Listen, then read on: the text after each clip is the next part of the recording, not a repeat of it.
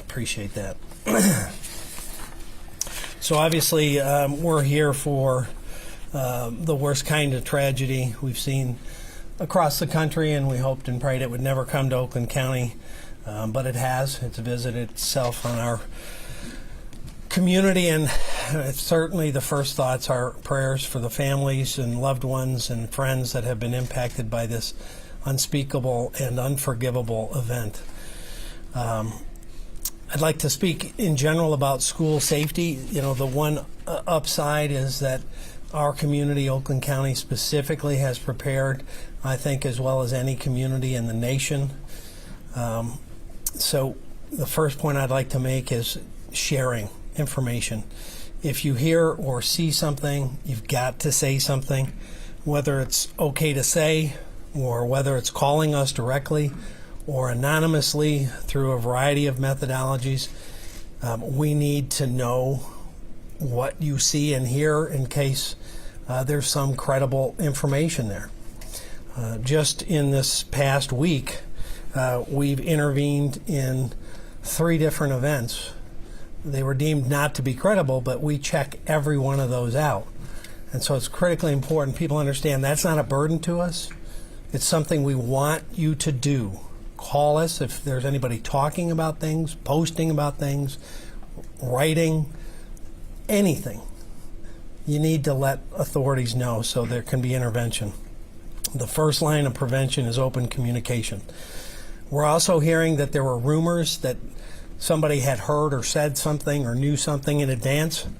None of that came to us prior to today. So if we find out there was information, that's exactly the kind of thing we need to get and get looped into. In fact, we have a specific phone number set up. If you have information about this case, whether it's previous information you're aware of or anything that's important or relevant, please let us know at 248-858-4911. Or you can email us at OCSO, that stands for Oakland County Sheriff's Office, at oakgov.com. And as I said, we also accept confidential or anonymous tips on anything related to schools. Secondly, I think it's important to note as we face these things across the country and now here in Oakland, training. We train regularly for active shooter scenarios, and we have for years. In fact, we created a group called OakTAC many years ago after the active shooter in Mumbai, and all of the police agencies in Oakland County have trained together for just this scenario. And we looped in and have fire departments now that train with us and are partners in that same activity, and all of that was very evident today. So we've seen agencies train in our Brandon Township temporary training facility, and with a new training facility on the horizon, we intend to do even more intensive training and train with every agency in Oakland County going forward as we have in the past, but with more scenarios and more real-world pressures, if you will. Third, after other school shootings around the country, you saw in some scenarios where the officers or deputies didn't go in. They staged or they waited outside. After some of those scenarios were observed, I made it very clear to our staff, if they get there first, their job is to go in and neutralize the threat. If I get there first, I'm going in. If we get there together, we're both going in. There will be no staging. And I'm proud to say that's exactly what happened today. They went in and searched out the threat. They went to the gunshots. Train, train, train is our mantra, and that also includes students, schools, and staff. Oxford has been one of those districts that's been proactive and has been training. We have literally trained hundreds of schools, businesses, as well as houses of worship. It's sad, but it's necessary. If you remember many, many years ago, we used to have students climb under the desk because of the potential threat of a nuclear attack. Well, there's a very different threat than we have to train to it and be prepared to it. And this kind of thing can happen anywhere, and sadly, it happened even in a sweet, quiet community like Oxford. It can visit itself anywhere in America. No one is immune. But that training can, does, and did, I believe, in this situation, save lives. So, specifically to this case, on November 30th, our dispatch center received in excess of 100 phone calls in a very short period of time. Their professionalism in responding to that, handling calls, and getting relevant information to get out to our deputies was a testimony to their excellence and professionalism. The high school has approximately 1,800 students, and cars were dispatched at 12:52 and arrived minutes later. Within 2 minutes, 2 to 3 minutes of their arrival, they had a suspect in custody. The first deputies on scene were joined by about 100 other deputies from the sheriff's office, and shortly thereafter, almost another 200 from area agencies, including numerous fire departments. I'll give you a very detailed list of who showed up so you can understand the partnership and the training that has gone into being prepared for a situation like today. The deputies removed from the suspect a 9mm Sig Sauer SP 2022 pistol. It was loaded at the time and still contained 7 rounds of ammunition. When they took it from him, he had a loaded firearm and he was coming down the hall. That, again, I believe, interrupted what potentially could have been 7 more victims. Arriving deputies and officers from other jurisdictions searched the school and evacuated injured students and staff, along with others that were uninjured but clearly panicked. Responding deputies reverted to their active shooter training that we talked about already, deploying throughout the building and searching for additional assailants, because obviously at that point we didn't know if it was one or multiple assailants, while rescuing victims with the assistance of our partner fire service agencies. Internal and external command posts were established. Secondary searches were conducted along with securing the inside and outside perimeters. The FBI and MSP bomb squad responded to assist, and they checked a package that my K-9 unit, our explosive unit, had alerted to. More than likely, the suspect had his weapons in that bag. There was nothing else in that bag that was dangerous. Our Office of Special Investigations and our forensic lab is currently processing the scene, which is expected to take many, many hours and go all night long. I'm extremely proud of the deputies, our partners, the fire departments and EMS, for their intervening actions. As I mentioned, I believe they literally saved lives, having taken down the suspect with a loaded firearm still in the building. I also want to underscore the impact on our team and any team that faces something like this, and how proud I am of them and anyone else in these situations. One of our deputies, because of the severity of wounds, loaded up one of the children in his car, and sadly that child died in the car. One of our employees who was in the 911 center as part of the team taking the emergency calls had a relative killed in the attack. And so this touches us all personally and deeply, and will for a long time. This wound will never go away, and we understand that. But we also want the community to know that we're here for them, and we will leave no stone unturned in determining all the things that led up to it and making sure that this investigation is full and complete before it's turned over to hold this individual accountable. As of right now, we have tragically lost 3 students, a 16-year-old male. You'll have the names of the deceased. The families have been notified. He died in the patrol car on the way to the hospital. 14-year-old female and a 17-year-old female. Another 8 people were injured, 7 students and 1 teacher. Victim number 4 is a 15-year-old male. He's in critical condition with a gunshot wound to the head. Victim number 5 is a 14-year-old male with serious condition, jaw and head gunshot wounds. Number 6 is a 17-year-old female. She's stable with a neck gunshot wound. A 15-year-old male, stable with a gunshot wound to the leg, the left leg. a 17-year-old male, stable condition with a hip gunshot wound. A 47-year-old teacher who has been thankfully discharged. She had a left shoulder gunshot wound that appears to have been a grazing wound. Tragically, we have a 14-year-old female who is in critical condition with chest and neck gunshot wounds, and she's currently on a ventilator after surgery. So it's looking very tough for this young girl. Our 11th victim, is a 17-year-old female. She's in critical condition with a chest gunshot wound as well. There were multiple non-threatening life injuries from students as they were rushing out of the building, obviously evacuating. They got hurt. Most of them were treated and released at a predetermined staging area, and our thanks to Meyer for assisting with that and being involved in reuniting students with their parents. On-scene counseling with our chaplains was made available to the staff, students, and certainly the families. And I have assigned a deputy to each of the victims' families to be with them as long as necessary, so that they ensure they get the information they need, the comfort they need, and the protection they deserve.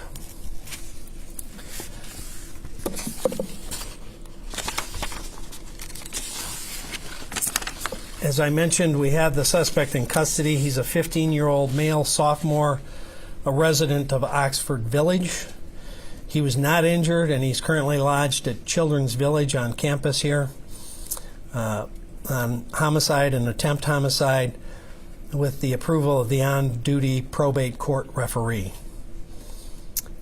We cannot identify him at this point because he's a juvenile, and he has not been charged as an adult, so there's no ability to identify him at this point.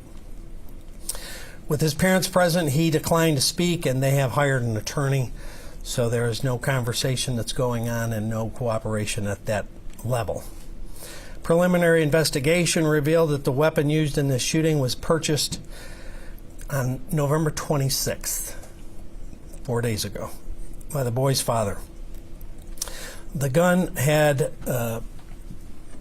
15-round magazines. We found 2 of them. There allegedly was 3 that was purchased, and he had the crime scene unit. Our forensic lab is on scene, obviously processing a huge crime scene. More than likely that 3rd magazine will be found there. At least 12 rounds, we know. That's a preliminary number based on casings observed on the ground and part of the active scene that they're now processing.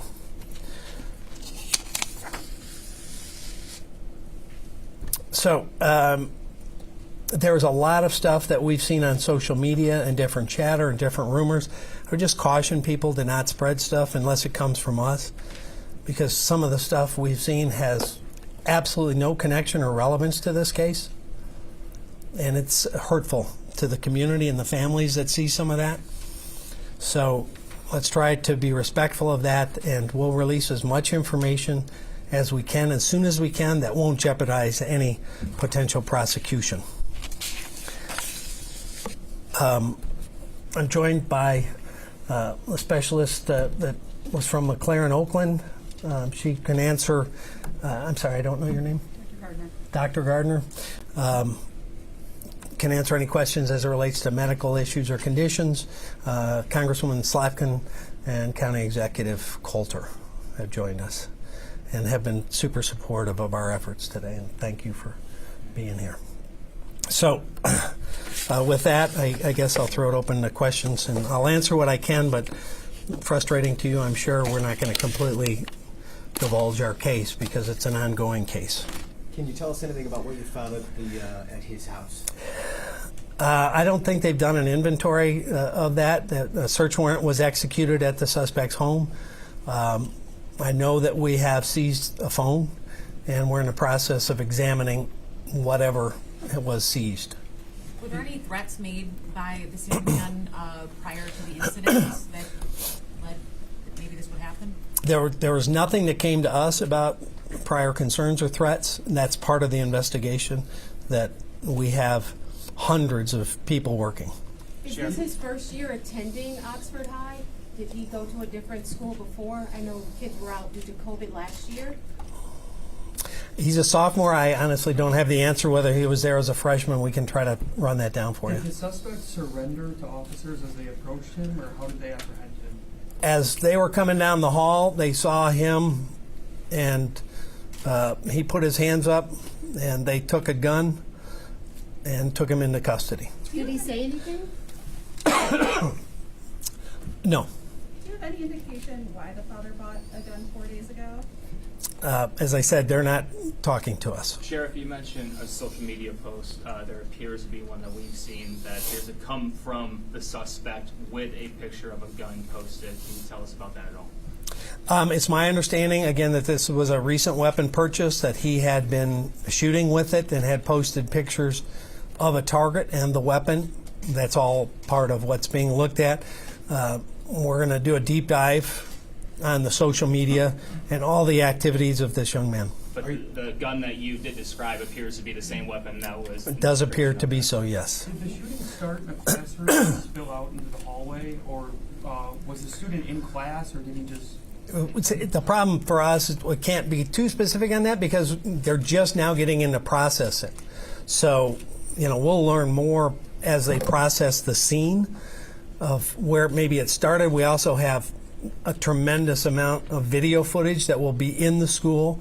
Oxford's very proactive with cameras, so our detectives are going to have to really deep dive all of those video cameras and review exactly what and where and when.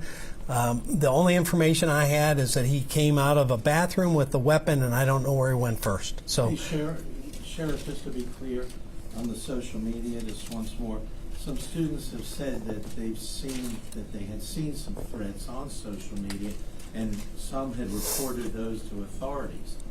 Can you say whether that happened or not? well, I would love them to contact us because we got none of it. Did the I can school- tell you that nothing came to the sheriff's office, and nothing came to our school liaison in the school. Are you familiar with the school sending out an email assuring parents that there was no threat? We have seen an email like that the school sent out. We've been kind of busy. I'm not aware One what. on November 11th? 11, yeah. Yeah, that was related to an incident outstate, out of Kansas. Oh, that was a Or- different one we That was investigated. That was a completely different. That's where there's a lot of cross pollination for some folks that are occurring on this. They're putting old posts or letters to today's event.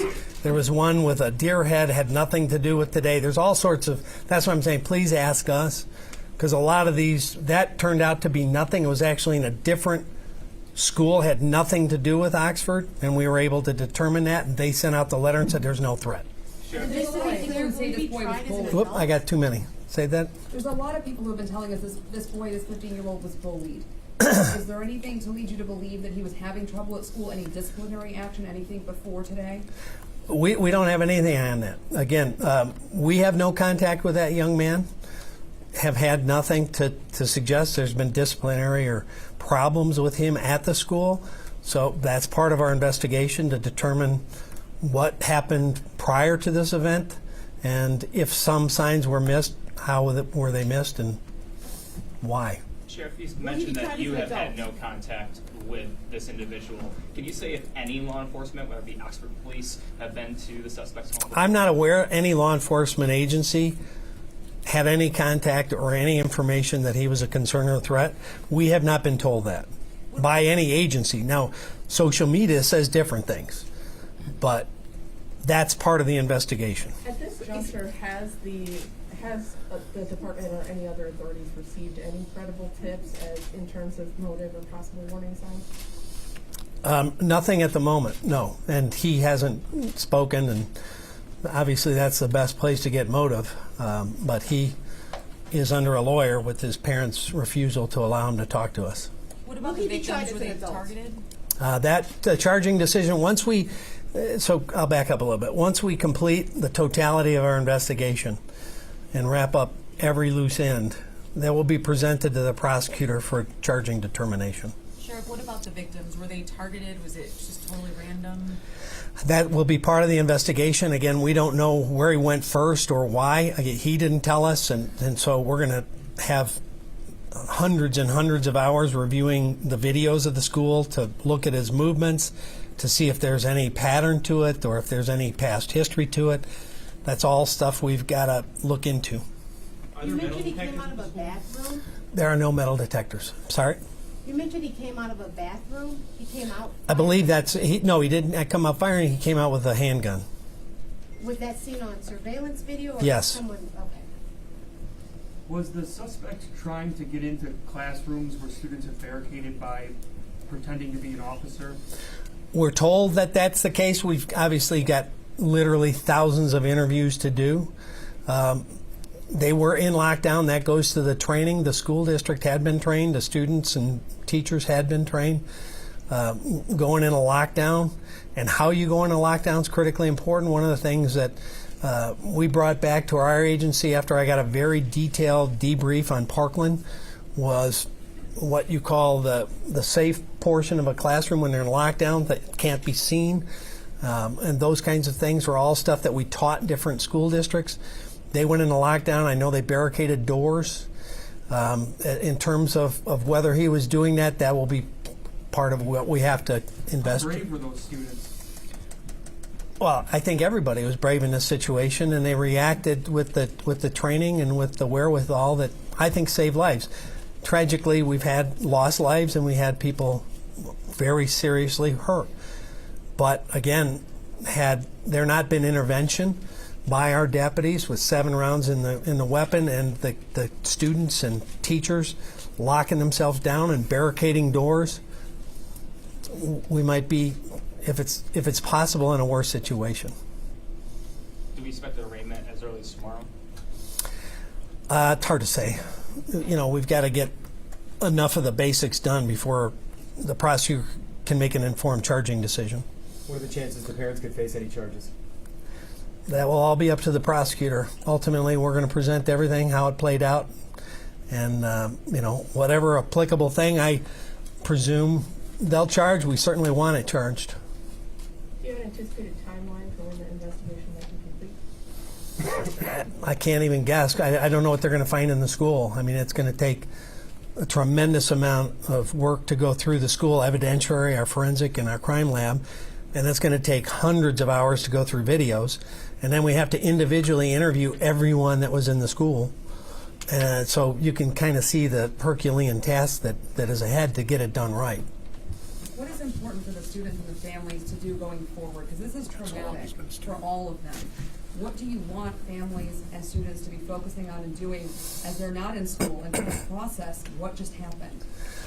Well, first, reach out for support. If you are in that school or you're feeling trauma, or if you're feeling any kind of depression or anxiety, that's nothing to be ashamed of. It's normal. Ask for help. We've got chaplains available. We have access to counseling and psychiatric assistance. That is normal. We encourage people not to be afraid of seeking help. When you're in a traumatic situation, lots of times you need help forward. So we would encourage them to get that, not shy away from it, talk to their kids about it, what they're feeling, get them the help they need, and let them know that it is normal to feel this way, that it is punishing to be in a situation where you have that danger around you. I've been in a lot of terrible situations and seen a lot of deaths, and it never becomes normal. And if you've never been around it, it's even worse. So that would be my first thing to family and friends. Get help. Don't be afraid to ask. Secondly, again, be aware. If you see something, say something. If you're in any other school or this school, that is our best preventive method, is to share information so that we can send somebody out, even if it sounds implausible. I was mentioning a previous case. One of the cases we interrupted was a 6-year-old that had talked about shooting somebody at school, and another 6-year-old heard it and told their parents. The parents didn't dismiss it and told the school. The school didn't dismiss it and called us. We had deputies that stopped that 6-year-old on the way into a school with a gun. Never dismiss it. We are always much more interested in checking anything out than missing one thing like happened today. What school was that at? It was like 10, 15 years ago. If you remember the case in Flint where the 6-year-old shot and killed someone, it was about a month before that we interrupted one. How does the level of training that you've done in Oakland County compare to other districts? I think, I'm very involved on the national level, and I would put Oakland County's cooperative training with police and fire at the top tier of anybody in the country. OAKTAC, as I mentioned, was created in response to Mumbai, that we have to better train together so that there's no hiccup and no moment where you have to go, what are you going to do when you go through the door? Okay, I'll go right, you go left. They have to know immediately, hand in glove, we're going in and we're doing this almost dance to immediately go save lives. And we're going to look for that threat, and everything else is secondary. Because every second you wait, that person could hurt another person and another person. So you got to go to the gunshot and you've got to interrupt it. And that's what they did today. I was actually referring to the training you do with the schools, though, with students and teachers. I've had multiple teachers and students say they've had a lot of training. Is that normal for a school district, or do you guys do more in Oakland County? We try to do more than anybody. And I reach out to them, the school districts, to houses of worship, to businesses.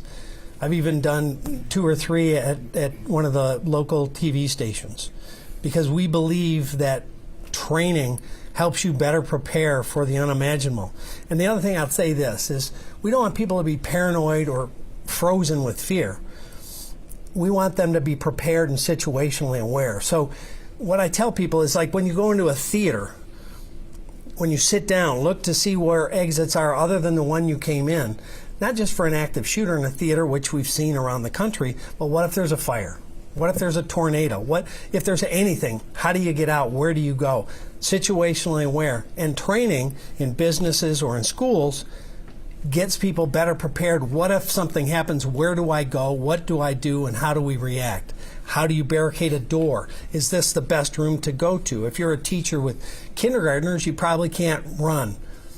If you're a teacher on a ground floor with an outside exit and you've got teenagers, running is probably the best thing, because we teach run, hide, fight. If you can get away from it, get away from it. If you can't, shelter in place, protect yourself. If they breach that area, you've got to fight to defend yourself. We teach that constantly, and we offer that constantly and year-round. And to my training unit, I'll say, well done. Does his accuracy of firing that weapon strike you? It's hard to say until we know the totality of rounds fired. We review the video. I mean, obviously, you don't have to be terribly accurate if you're right next to someone. So we have to review all that. Was he this close to some of? We don't know that yet. As far as you're aware, the father bought guns before, or was this his first purchase? Were there other guns in the home? That we don't know yet. That's part of the investigation. Sheriff, I know you touched on this earlier about what was discovered or taken, not taken from the suspect's house. There's video potentially of what appears to be guns being taken from the home. Are you aware of that at all? And can you Again, I haven't got the tally sheet of what was seized, other than I know that things were taken, including we have his phone. Sheriff, you mentioned a bag that a dog had a hit on. Was that a bag that was believed the suspect carried in that day? We believe that was his backpack. So more than likely, the weapon was in there, and probably some residual triggered our dog to key on it. Is there any safeguards for, students coming? Like, are their backpacks checked? I mean, you said there's no metal detectors. No, the vast majority of schools in America don't have metal detectors. Can we hear from perhaps the representative from McLaren, who are you able to talk about any of the patients and their injuries without, I think the sheriff did a very good job of describing all the injuries that Want to come over here? place. What makes her here? We had 6 patients that came between the 2 McLaren facilities. McLaren Oakland received 4. 2 were they're stable at this time. 1 was discharged home, and 1 is critical condition. The 2 that we received at Lapeer, it was, as the sheriff described, a shoulder injury, extremity injury that was discharged safely home, and the 14-year-old has been transferred to Hurley PICU for further management and care in a pediatric intensive care. Dr. Gardner, can you spell your name for us? TRESSAGARDNER. The sheriff has talked a lot about his training. Is this what your team also trains for? Exactly. We're in a partnership together. The quick notification from the Sheriff's Department initiated the activation of our trauma team. It's a whole cascade for the hospital. We established our incident command. We shut surgeries down, opened up our OR suites, called in our backup surgical teams, activated our ICU, as well as additional nursing staffing. Yes, sir. Dr. Gardner, based on where we are with COVID, did that and how many hospital beds are being taken up play a role into this at all? Did not play a role today. We had, as the spirit of our team at McLaren, the nursing team, the tech team, the physician team, everybody was calling in as an incident command. People were available to come in, and we know the condition that we're in currently. They came in, and I cannot celebrate them enough today. They are parents, they are grandparents, they live in the Oxford community. They were there for the victims today.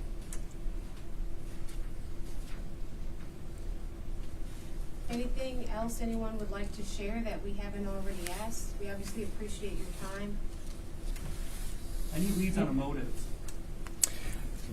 Yeah, we as I said, the person that's got the most insight of the motive is not talking.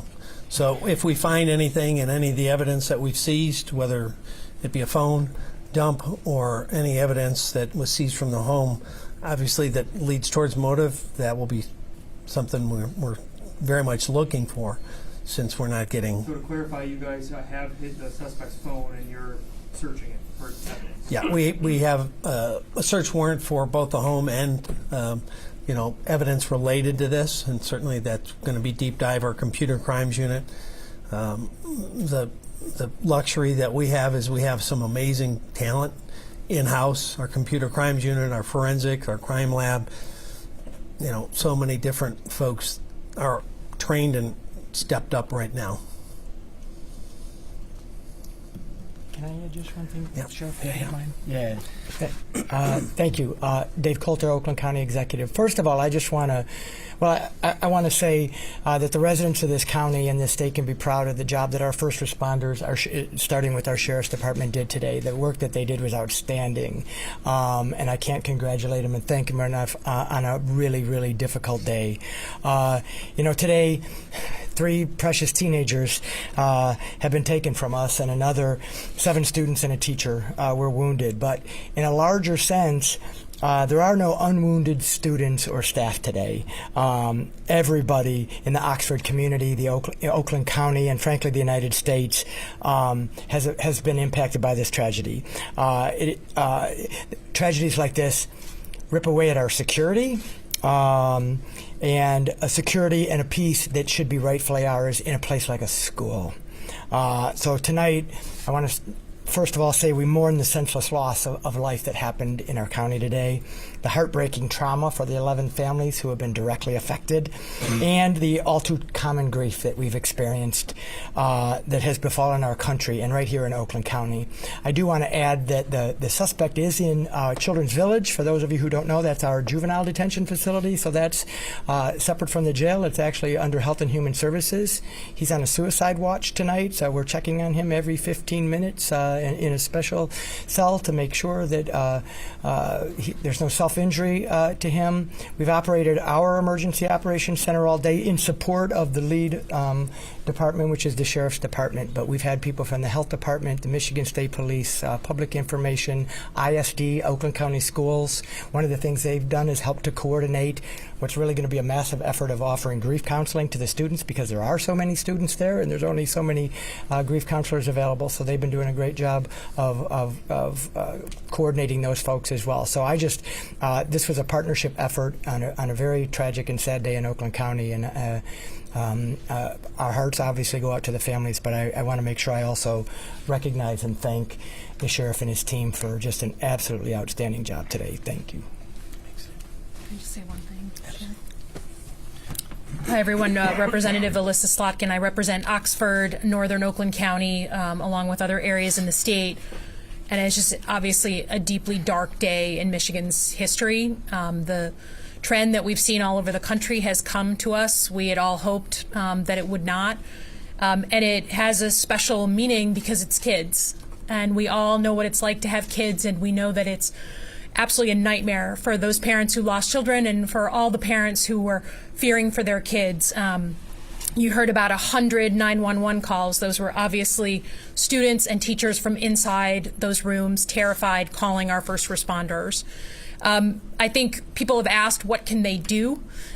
Reach out to anyone you know in the Oxford area, in the Lake Orion area. Just show that basic human compassion by reaching out. People need to hear from others right now.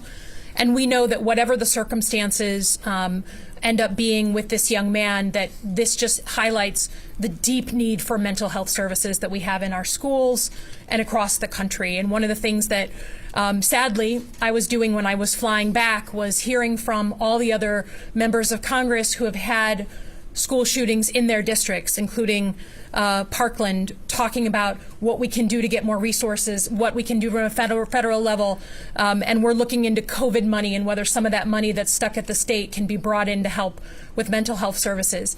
If you want to take anything from today's events, I will just say that the law enforcement and first responders, this is not every county that can do what happened today. As someone who worked at the Pentagon and at the CIA, who served in Iraq, this is not every community that can do this.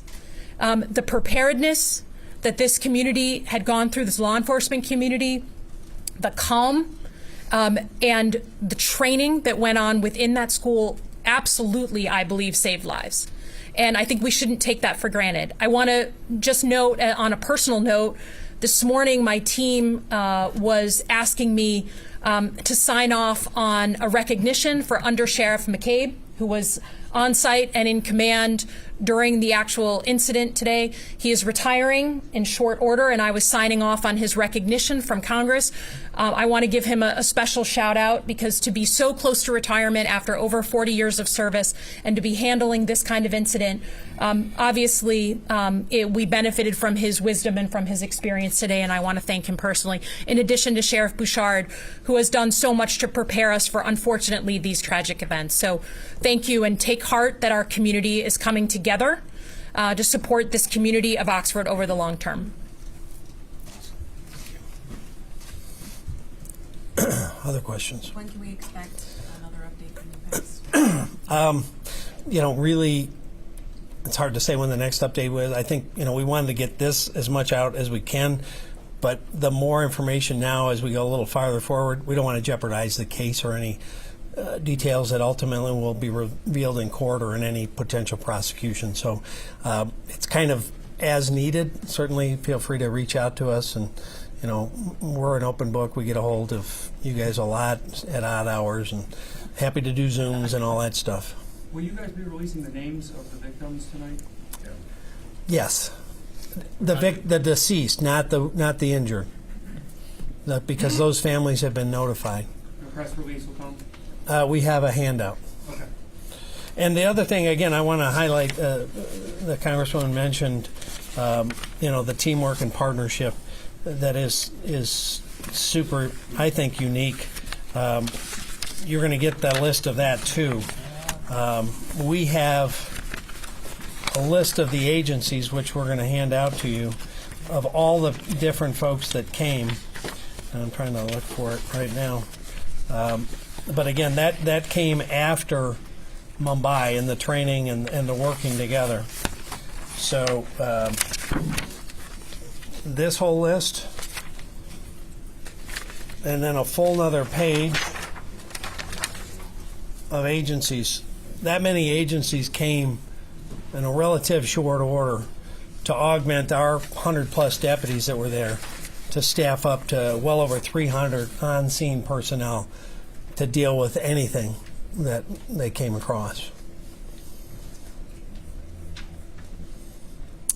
Finally, again, just let's pray for the victims, the ones that are wounded, that they heal, and the family and the friends have a way forward with their grief in this not only incredibly tragic time, but also in the midst of a holiday, which tends to punch even harder if it's possible.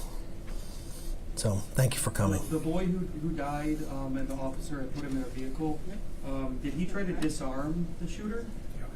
No. Okay. He was a victim. He had a GSW and gunshot wound. And the deputy saw that there was such a grievous wound that there was no time to wait, and tried to load him in the car to get them as fast as he could to a hospital, and he expired in the car. Sheriff, how is that deputy doing? Well, we're going to be checking in with a lot of our team. I mean, you know, having been on a lot of scenes myself, probably the toughest to see is kids. I mean, there's no such thing as a homicide that doesn't affect you and you don't remember the rest of your life, but a kid hits you in a way that I think it was mentioned. Everyone, you know, resonates with a child, that the promise of that young life, and they begin to associate that with their own children or nephews or nieces. And that's one of the challenges, that when we're operating in one of these moments, that we have to block that out and function. But afterwards, that's going to come flooding in. And they're going to wake up or not go to sleep tonight because of that thought. And we're going to make sure that they get what they need. Is Tate Meyer number 42 on the football teams? I don't know. No. I don't know. Thank you. Thanks, Sheriff. Thank you. Heartache and a sleepless night for so many people tonight. Oakland County Sheriff Mike Bouchard giving us a pretty extensive update on today's mass shooting at Oxford High School. 3 students are dead tonight, 8 others wounded, including a teacher. Among the deceased, a 16-year-old boy, a 14-year-old girl, and a 17-year-old girl. Right now, a 14-year-old female student is in critical condition after undergoing surgery. A 17-year-old girl also in critical condition right now. And a 47-year-old female teacher who was wounded suffered a gunshot wound to the leg. She has been treated and released at this hour. Many students also suffering non-life-threatening injuries as they ran from the building. Of course, everyone is traumatized by this. The sheriff's office has assigned a deputy to each victim's family to make sure that they can get the help and the information they need moving forward. The sheriff saying at the outset that there may have been some rumors of threats of violence at the school, but he says his office was never notified about any of those threats. More than 100 officers responded within minutes of the first 911 call, and they quickly confronted the suspect, who surrendered, giving up a loaded semi-automatic pistol with 7 rounds still in the gun. Tonight, that teen suspect is being held in Oakland County's Children's Village under juvenile detention. Oakland County Executive Dave Coulter is saying that the boy is under suicide watch tonight to make sure he does not harm himself. So far, he is refusing to answer any questions about a possible motive. With his parents present, he has hired an attorney and has invoked his right to remain silent. The parents have also declined to cooperate. Deputies have confirmed that the weapon was purchased on November 26th by the boy's father, but the father has refused to say why he bought the gun. What we do know is that the boy went into a bathroom and came out with a handgun and started firing. That evidence seen on video. We also know that the boy had 2 high-capacity magazines that allowed him to fire multiple bullets before he was caught. The sheriff also saying tonight that there are several things being posted on social media right now that have nothing to do with today's shooting. The sheriff is asking that no one believe or repost that information unless it comes directly from the sheriff's department. Several items also recovered from the suspect's homes, including a phone, as the investigation proceeds. We know tonight that police have raided the boy's home looking for evidence. Coming up, we'll have much more on what they were looking for and what they found. Stay with us.